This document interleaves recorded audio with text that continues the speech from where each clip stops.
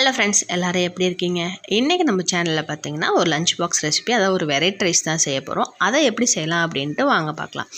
First வந்துட்டு கடாயில் oil add பண்ணிக்கோங்க. ஆயில் நல்லா சூடானதுக்கப்புறமா கடுகு நல்லா பொரிஞ்சு வந்ததுக்கப்புறமா சீரகம் ஆட் பண்ணுங்கள். சீரகம் நல்லா பொரிஞ்சதுக்கப்புறம் கருவேப்பிலை ஆட் பண்ணிக்கலாம். கூடவே ஒரு பச்சை மிளகாய் ஆட் பண்ணிக்கலாம். இப்போ இது எல்லாமே நல்லா ஃப்ரை ஆனதுக்கப்புறமா ஒரு பெரிய வெங்காயத்தை ஸ்லைஸாக கட் பண்ணி ஆட் பண்ணிக்கலாம்.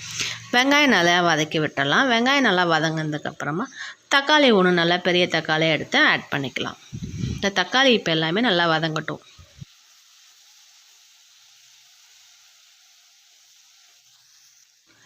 இப்போ நம்ம ஸ்பைசஸ் எல்லாம் ஆட் பண்ணிக்கலாம். ஃபஸ்ட்டு உப்பு ஆட் பண்ணிக்கலாம். உப்பு நீங்கள் வந்துட்டு நான் சாதத்தில் வந்துட்டு ஏற்கனவே உப்பு போட்டு வேக வச்சுருக்கேன். ஸோ நான் இந்த மசாலாக்காக்கு மட்டும் தேவையான உப்பு ஆட் பண்ணிக்கிறேன்.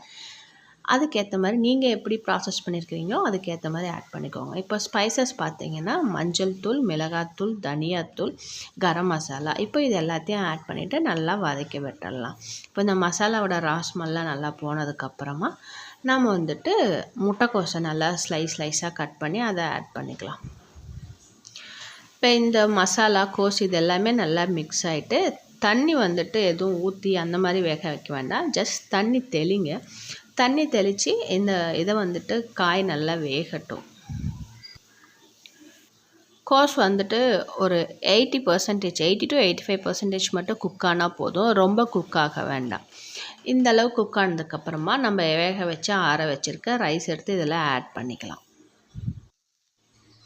இப்போது சாதத்தை இதில் ஆட் பண்ணிக்கலாம். வெரைட்டி ரைஸ் செய்யும் போது வந்துட்டு சாதம் உதிரியாக இருக்க மாதிரி பார்த்துக்கோங்க. இப்போது இது எல்லாத்தையும் நல்லா மிக்ஸ் பண்ணி விட்டுறலாம். இந்த சாதம் நீங்கள் செஞ்சு பாருங்கள். செஞ்சு பார்த்துட்டு உங்களுக்கு எப்படி வந்துச்சு அப்படிங்கிறத கமெண்ட் பாக்ஸில் கமெண்ட் பண்ணுங்கள்.